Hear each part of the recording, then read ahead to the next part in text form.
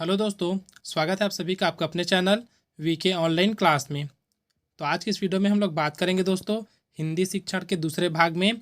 इससे पहले वीडियो हम लोग पहला जो अपलोड किए थे वो हिंदी शिक्षण फर्स्ट का था, और जो प्रैक्टिस क्रमांक ये है दोस्तों हमारा 5वें नंबर का। इससे पहले दोस्तों 4 प्रैक्टिस सेट हम लोग अपलोड कर चुके हैं, और सभी विषय का अलग अलग प्ले लिस्ट बना है दोस्तों। आप लोग वहाँ जा करके वीडियो देख सकते हैं, जिसमें CDP है, मैथ्स है, हिंदी है, इन सभी का वीडियो वहाँ पर अपलोड हो चुका है। तो इस क्रम में दोस्तों ये हमारा प्रैक्टिस सेट नंबर 5 है।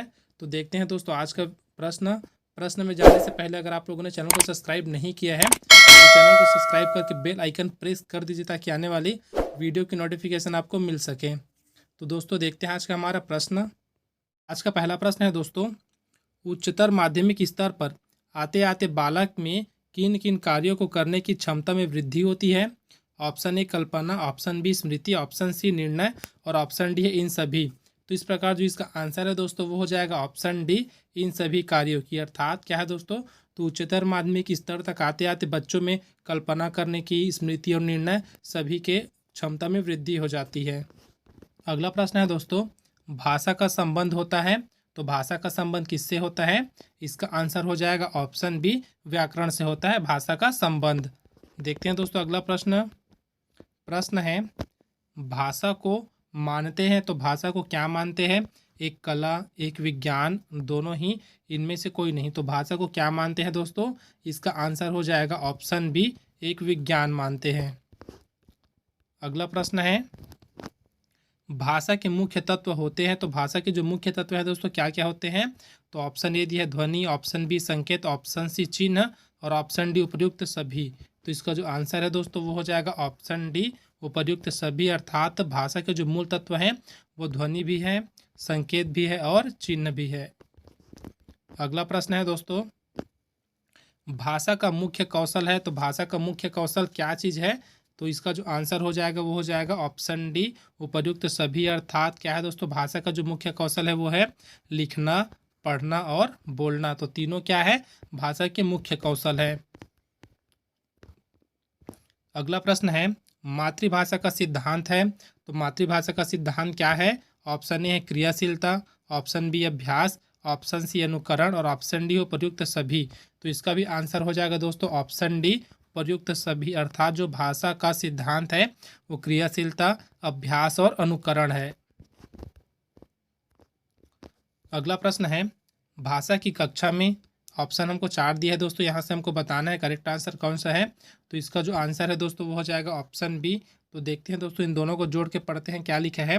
भाषा की कक्षा में शिक्षक द्वारा प्रयुक्त गतिविधियां और युक्तियां महत्वपूर्ण भूमिका निभाती है। इस प्रकार इसका आंसर हो जाएगा ऑप्शन बी। अगला प्रश्न है, हिंदी भाषा के अतिरिक्त कौन सी भाषा देवनागरी लिपि में लिखी जाती है? ऑप्शन ए दिया है Punjabi, option B Marathi, option C है उर्दू, और ऑप्शन डी है इनमें से कोई नहीं। तो इसका जो आंसर है दोस्तों वो हो जाएगा ऑप्शन बी, मराठी। अर्थात हिंदी को छोड़ दे तो मराठी ऐसी भाषा है जो देवनागरी लिपि में लिखी जाती है।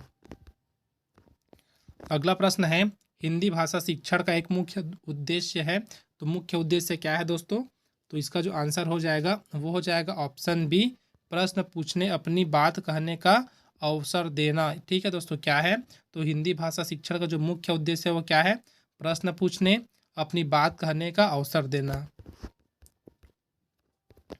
अगला प्रश्न है, बच्चे विद्यालय आने से पहले, ठीक है दोस्तों, इसके बाद जो है उसको हमको कंप्लीट करना है। क्या होगा?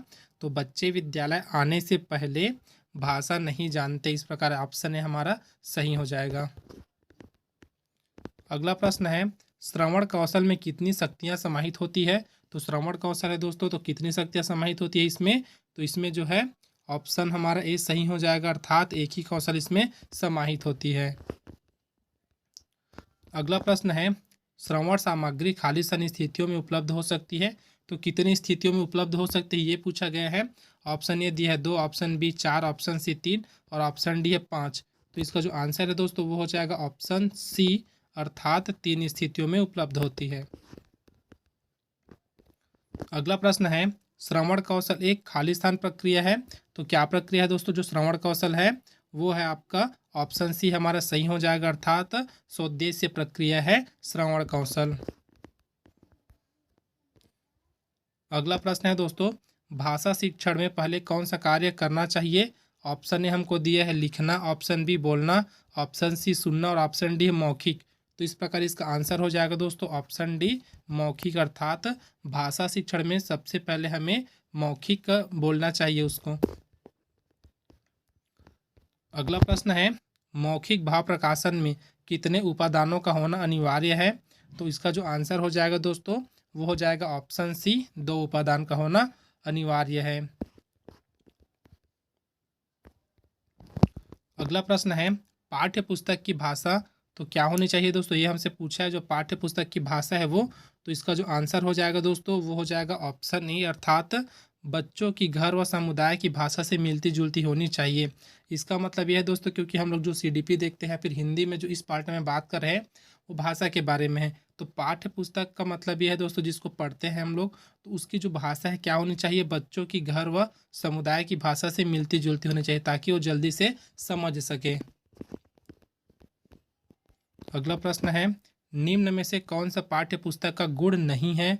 तो यहाँ पर 4 ऑप्शन हमको दिया गया है दोस्तों, और जो पाठ्य पुस्तक का गुण नहीं है वो है ऑप्शन सी अशुद्धता।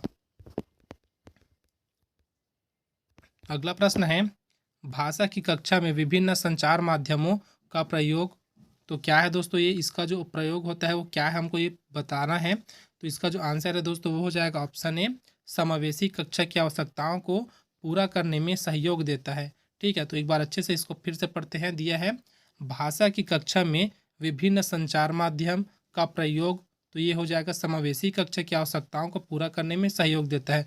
मतलब अगर हम लोग भाषा की कक्षा ले रहे हैं और वहाँ पास विभिन्न प्रकार के मुद्रित और अमुद्रित का प्रयोग कर रहे हैं, विभिन्न प्रकार के संचारों का प्रयोग कर रहे हैं, उनके माध्यम से पढ़ा रहे हैं, तो वो किसके लिए है दोस्तों? तो समावेशी कक्षा की आवश्यकताओं को पूरा करने में वो सहयोग देता है। अगला प्रश्न है, बहुभाषिता तो बहुभाषिता क्या है दोस्तों ये बताना है। तो इसका आंसर हो जाएगा ऑप्शन डी, डायरेक्ट देखते हैं। तो बहुभाषिता भाषा सीखने में एक महत्वपूर्ण साधन है। अगला प्रश्न है, मूल्यांकन के उद्भव का श्रेय किस शिक्षा शास्त्री को जाता है? तो इसका जो आंसर हो जाएगा दोस्तों वो हो जाएगा ऑप्शन बी जे.एम. राइस को। ठीक है दोस्तों, अच्छे से याद रखिएगा, जो मूल्यांकन के उद्भव का श्रेय है ना वो किस शिक्षा शास्त्री को जाता है? तो जे.एम. राइस को जाता है। देखते हैं दोस्तों अगला प्रश्न है, मूल्यांकन प्रक्रिया में बालक के व्यवहार परिवर्तन में किन पक्षों को सम्मिलित किया जाता है? क्या पूछा गया दोस्तों? तो बालक के व्यवहार परिवर्तन। ठीक है, तो इसमें आपका आंसर डी सही हो जाएगा, अर्थात ज्ञानात्मक, संकल्पनात्मक और भावात्मक, इन तीनों पक्षों को क्या किया जाता है? तो सम्मिलित किया जाता है। कहाँ सम्मिलित किया जाता है दोस्तों? तो मूल्यांकन प्रक्रिया में। अगला प्रश्न है, छात्रों के व्यवहार में शिक्षालय द्वारा किए गए परिवर्तनों के विषय में प्रमाणों को एकत्रित करना एवं उनकी व्याख्या करना ही मूल्यांकन है। तो यह कथन किसका है दोस्तों? ये पूछा गया है। ठीक है, एक हमको कथन दिया है और बताना है कि वह कथन किसका है। तो कथन तो पढ़ लिए, अब आंसर की बारी है। तो देखते हैं इसका जो आंसर है दोस्तों वो हो जाएगा ऑप्शन बी क्विलिन तथा हन्ना ने। प्रश्न है दोस्तों, मूल्यांकन की विशेषता है। तो मूल्यांकन की विशेषता क्या है दोस्तों? पहला है इसका क्षेत्र अत्यधिक विस्तृत है, ये भी सही है दोस्तों। अगला है यह एक निरंतर चलने वाली प्रक्रिया है, यह भी इसकी विशेषता है। और ऑप्शन सी दिया है दोस्तों, यह संख्यात्मक तथा वर्णात्मक दोनों प्रकार का होता है। ये तीनों क्या है दोस्तों? मूल्यांकन की विशेषता है। तो इस प्रकार इसका जो आंसर है वो हो जाएगा ऑप्शन डी। अगला प्रश्न है दोस्तों, मूल्यांकन का उद्देश्य है। देखते हैं पहला, मापन के अनेक गंभीर दोषों को दूर करना। तो ये सही है दोस्तों, ये क्या है? मूल्यांकन का उद्देश्य है। आगे देखते हैं, शिक्षण विधियों की उपयुक्तता की जांच करना। तो ये भी क्या है दोस्तों? ये भी उसका उद्देश्य है। अगला है दोस्तों, अध्यापक की शिक्षण कुशलता की परख करना। तो ये तीनों क्या है दोस्तों? मूल्यांकन का उद्देश्य है। तो यहाँ भी ऑप्शन डी हमारा सही हो जाएगा।